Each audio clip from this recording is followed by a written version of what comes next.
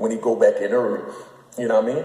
We finish working out, we go back in the unit, and you know they call recall, 10:30 recall. So everybody come back from where they at. So we come back in the joint, and dude sitting in there, and he go in the cell, and he notices wine's missing. You understand what I'm saying? We make wine in a milk bag.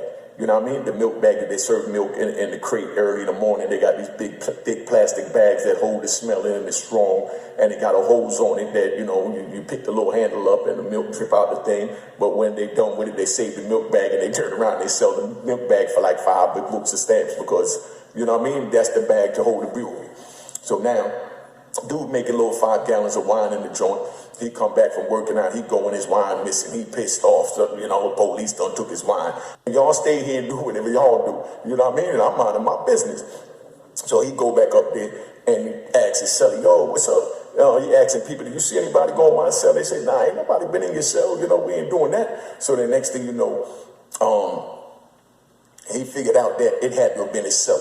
You understand what I'm saying? So, yo, I'm gonna stop it I'm gonna stop it right there. What I want to speak about is to these young cats. I want to give a message to these young cats, rather. Yo, a lot of these young dudes that have beef on the streets with gangs that are the same race as them, and this can be black gangs versus black gangs, Mexican gangs versus Mexican gangs, whatever. What a lot of them don't realize that if they ever go to prison, or especially, you know, the federal prison system, you're going to be friends with your rivals. Like anybody who's the same color as you, you're going to be in the same gang as them. So you're on the streets as a free man beefing with dudes that are the same race as you, right? Neighborhoods that are the same race as you. But when you go to prison, these dudes, you link up with them.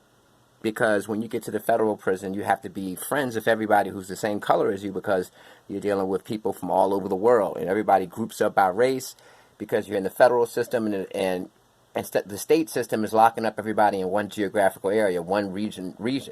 Feds is locking up people from all over the world. So especially in that environment, you're hooking up with your race, and your race becomes your gang, not your street gang. And the issues that you have are issues that you have with anybody who's probably spending too much time with you. People steal stuff. Your celly might steal something from you, but you're not beefing with the guys in there because of neighborhood issues or what's going on the street. If you do get into a beef with somebody of your own race in prison, I've never been to prison or anything like that, but I know it's a lot of information out there. You got all these dudes on YouTube who did life, they're back.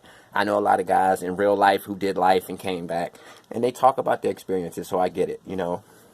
I've never been, but, you know, I get it, because they speak on these topics. And, if you get into a beef with somebody of your race, it's going to be not because of the street issues that your two rival gangs have against each other. It's going to be some beef you got in the joint. You're in prison, so you probably beef with them over something, you know, related to what's going on in prison, not what's going on in the streets. And a lot of kids don't get that. A lot of kids don't get that. You know, they hate their so-called ops so much, but they don't understand that your ops become your brothers when you go to prison. I mean, you depend on your brother to save your life. So a lot of guys, when they go to prison and they experience that, it's hard for them to come back to the free world and say, wow, now I gotta hate this brother.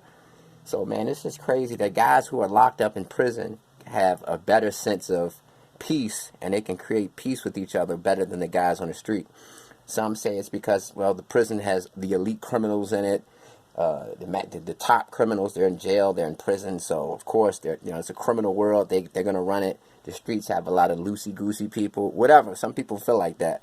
But regardless, I think there's just enough. That means people with leadership in the streets, people with leadership everywhere, you know what I mean? I think what causes that is the fact that you have structure in prison. You know, you don't have any structure on the streets. I think it's as simple as that. I think, you know, you have people in there who are enforcing the structure, you know, and the structure is designed for everybody. It's not designed for the individual. Everybody's running with their race, not because you want to do it, but because that's the best thing in terms of your group, because you're thinking of your group as your racial group. You're not thinking about your gang.